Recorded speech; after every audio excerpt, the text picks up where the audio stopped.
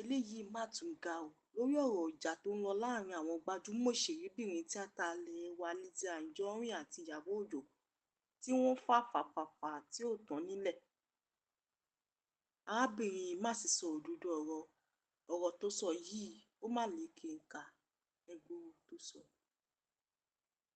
Àǹtí Ìyábọ̀, kò ní dáa fún yín, kò ní dáa fún yín, àní kò ní dáa fún yín. Nǹkan tí ojú àǹtí Lizzy rí nítorí tiyín ó ti pọ̀ jù. Kò ní dáa fún yín, kò ní dáa fún yín lẹ́ẹ̀kan sí.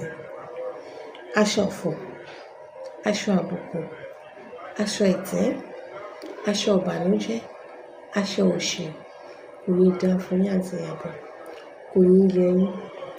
Ayọ̀ yóò máa pọ̀ sí ni, ẹ̀yin rí ìbànújẹ́, ẹ̀yin mọ̀ ìbànújẹ́. Wedding Priscilla, oríire náà á bá yín kalẹ̀.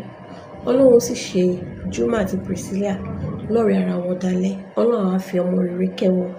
By next year lágbára náà, ẹ máa di grandma, a máa rejoice pẹ̀lú yín, ìbejì làǹtìlanti. Ṣé wá rí ohun tí mo fẹ́ kí yín fún ni wípé Ọlọ́run dẹ̀ wá ká yín yẹ, ó pọ́n yín lé, ó fi bí ẹ ṣe tó hàn wá ní Nàìjíríà. Gbogbo èèyàn all over the country, other countries na celebrate oríire yín. Alhamdulillah, mo bá yín dúpẹ́. Ṣé wá rí oríire t'Ọlọ́run gbé fún yín yìí yóò bá yín kalẹ̀ o. Nǹkan tí mo kàn fẹ́ kẹ́ mọ̀ ni wípé bẹ́lẹ́kún ṣe ń sunkún, bẹ́ẹ̀ láláyọ̀ ń yọ̀. That same Thursday tí Priscilla ṣe traditional wedding, òun náà ń bury ọmọ Senator Abiola Jumobi, former governor of Oyo State. Wàláì, ẹ̀rín pásán láyé, kò sí kàrámọ̀ kankan nínú ayé. Mo wá fẹ́ rọ̀ yín pé kẹ́ ẹ dúpẹ́, kẹ́ ẹ appreciate Ọlọ́run, kẹ́ ẹ wá dúpẹ́ lọ́dọ̀ àwọn èèyàn, ọkùnrin obìnrin, gbogbo àwọn tó ń support yín, ẹ dúpẹ́, ẹ bá wọn yọ̀, ẹ appreciate wọn. Mo wá fẹ́ kẹ́ ẹ bẹ gbogbo àwọn tó ń lo orúkọ yín, ọmọ yín, ọkọ ọmọ yín láti fi bully àwọn èèyàn wípé kí wọ́n stop ẹ, kí wọ́n má ṣe mọ́ o, ẹ̀yin ò lọ́wọ́ sí o, kò ń ṣe ní tẹ́yin fẹ́ o. Ẹ jọ̀ọ́ tún lọ yín. Mo fẹ́ kẹ́ ẹ ṣe bí live video ni o, or ẹ máa kọ write up ni o láti fi stop gbogbo àwọn tó ń lo orúkọ yín, tọmọ yín, láti ṣe ọkọ ọmọ yín, láti máa fi bully àwọn èèyàn. Ẹ rí pé ayé yìí kò sí kàrámọ̀ kankan. Wedding tó jẹ́ wípé gbogbo wa inú wa ń dùn. Èmi láti Thursday di Monday, Instagram ni mo jókòó sí back to back. Juma JP 2025 yìí.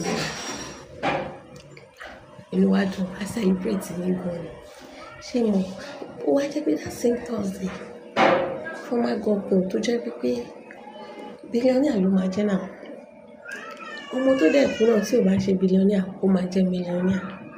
Gbogbo nǹkan tí wọ́n ní, governor ti kú, ọmọ tún kú.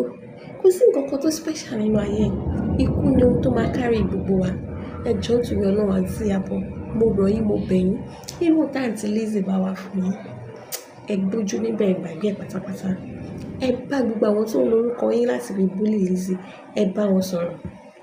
Ń pé o, ẹnikẹ́ni o, ọkùnrin, obìnrin, ọmọdé, àgbàlagbà, wọn ò gbọdọ̀ lórúkọ ti ẹ̀yin, ọmọ yín àti ọkọ rẹ̀ or anything tó bá relate mọ́ yín láti fi bully ẹnikẹ́ni mọ́.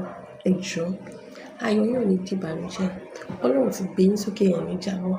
Ọlọ́run ká yín yẹ, ó pọ́n yín lé, ó yẹ yín. Ìyàwó ọmọ yín, ó yẹ yín. Àti ìrírí ẹ̀ ní Nàìjíríà. Okay, mi ì tí ìrírí ẹ̀ ní Nàìjíríà. Kò ní bàjẹ́ fún yín. Ẹ jọ̀ọ́ àǹtí Ìyábọ̀. Àǹtí Lizzy, mo wish kẹ́ rí fídíò tí mo ṣe fún ẹ̀yin náà. K'Ọlọ́run kó bá wa bá ìṣòro yìí. Gbogbo nǹkan yìí a fẹ́ kó tán pátápátá ni. Ayọ̀ gbogbo yín ò ní di ìbànújẹ́. Ọlọ́run tó gbé yín sókè, tó ṣe yín ní aṣíwájú, kò ní jẹ́ kí ẹ jábọ́. Ọlá yín ò ní tán.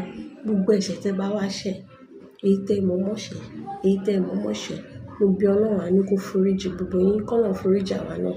Gbogbo ẹ̀ṣẹ̀ kọ̀ọ̀kan yín, gbogbo ẹ̀ṣẹ̀ gbangba yín, k'Ọlọ́run kó dáríjì yín, kó yọ́nú sí yín, k'Ọlọ́run ṣíjú àánú ẹ̀ wò yín, kó jẹ́ k'ọ́rọ̀ yín já sáyọ̀, kẹ́ ẹ má mọ̀ ìbànújẹ́ mọ́ tẹ́ fi jáde láyé. Gbogbo ohun tí wọ́n á jẹ́ ìpè lórí ara yín ni o, ọmọ ni ẹbí ará ohunkóhun tó súnmọ́ yín, mo bẹ̀ Ọlọ́run àánú kó bá yín parẹ́. Ẹ̀yin èèyàn, kí lẹ rí sóhun tárábìnrin yìí sọ? Ẹ jẹ́ ká mọ̀ lábala àríwí. Ẹ má gbàgbé àti subscribe, like àti share fídíò wa. Ẹ ṣé gan ni, a dúpẹ́ gan fún àtìlẹ́yìn yín, a mọ̀ lóore.